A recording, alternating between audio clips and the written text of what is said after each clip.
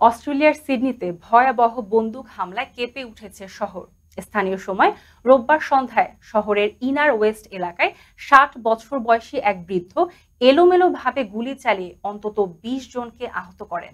আহতদের মধ্যে একজনের অবস্থা আশঙ্কাজনক। প্রত্যক্ষদর্শীরা জানায়, আতশবাজির মতো শব্দ শুনে সবাই দিশেহারা হয়ে পড়ে। পুলিশ জানায়, হামলাকারী নিজের বাড়ি থেকে রাস্তায় থাকা গাড়ি ও পুলিশের দিকেও গুলি ছোড়ে। দ্রুত ঘটনাস্থলে পৌঁছে পুলিশ এলাকা ঘিরে ফেলে এবং তাকে গ্রেফতার করে। হামলাকারীর রাইফেল জব্দ করা হয়েছে এবং তদন্ত শুরু করেছে পুলিশ ইতিমধ্যেই। আপাতত তার সন্ত্রাসী কোনো সংগঠনের সঙ্গে জড়িত থাকার প্রমাণ মেলেনি।